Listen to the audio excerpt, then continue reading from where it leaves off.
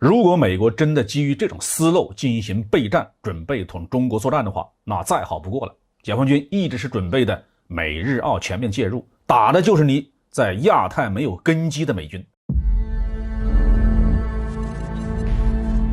各位网友大家好，欢迎来到包明说。美国人又玩兵棋推演，台湾独立引起中美大战会是一个什么结果呢？至于未来可能爆发的台海战争，美国智库、美国军方、台湾军方、日本军方进行过无数次的兵棋推演和计算机的模拟，结果呢，部分是红方，也就是中国取胜，部分是蓝方取胜。蓝方通常指的就是美国、日本和其他的一些盟友国家，外加台军。如果仔细研究分析这些兵棋推演的情况，我们发现有些兵棋推演的组织者对推演初始条件的设置是很荒谬的啊，比如说战争的范围啊、战场的选择呀、红方使用的武器啊等等，所以很有一些所谓的兵棋推演缺乏严肃性、客观性和真实性，即推演的结果自然是不足为信。但是我们注意到美国全国广播公司 NBC 播出的一个最新的兵棋推演节目，显示出了很多危险的信号。这是一个罕见的公开播放的视频节目，全过程透明，没有任何保密的地方，主要反映的是美国智库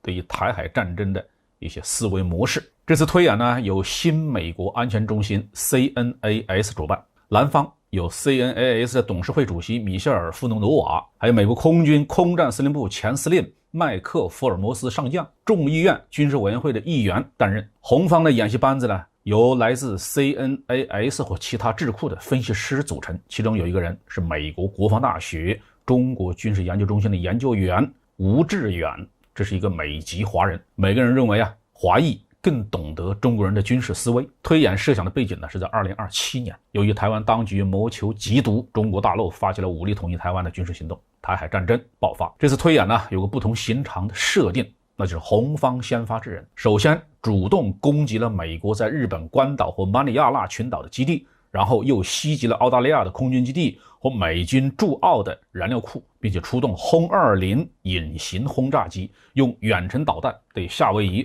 和阿拉斯加的美军基地发动了攻击，还对美国威胁使用核武器。随后呢，美国、日本和澳大利亚参战。按照美国海军空军和海军陆战队近些年来制定的一些战略一些作战理论，利用岛链进行分布式的作战。在经过3个阶段，大概是几周时间的作战行动之后，红蓝双方的精确制导武器都很快的耗尽，只能采用低技术的老式弹药继续作战。中国损失了大量的舰艇、战机和人员，但是最终完成了登陆台湾岛，占领了台湾北部大部分地区。但是呢，由于作战的进展缓慢，红方在夏威夷附近进行了一次核试验，试图威慑美国，但是蓝方不为所动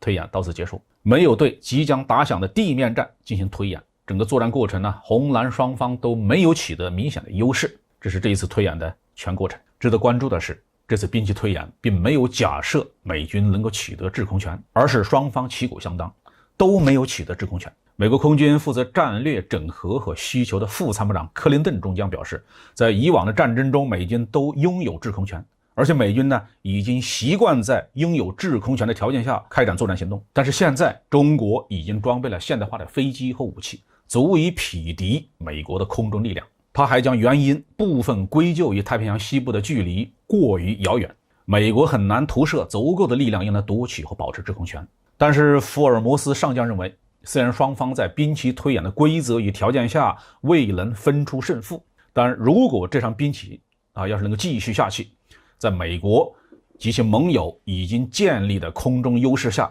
蓝军在后续的地面战可能占据优势。如果按照我的观点，这场兵棋推演是漏洞百出，起码美日澳参战的激发条件的设置就是不靠谱的。但美国人公开播放，就是想让中国人看到，就是想告诉中国人种种情况我们每个人都考虑到了。这反映了美国智库和军方的很多危险的想法。首先是中国主动进攻美国、日本和澳大利亚的军事基地，这是在为美日澳参战提供借口。就算中方不主动出击，美日澳也有的是办法找借口武力介入，随便在哪一个基地引爆一颗炸弹就有理由了。所以这场兵棋推演就是设想中国与美日澳全面开战的情况，台湾呢反而成了配角。其次是他们假定第一岛链和第二岛链在经历过东风洗地之后仍然可以坚持作战。第三，是在中国大建风电场，提升核威慑力量，并且通过核试验发出警告之后，美国仍然认为中国的核威慑无效。第四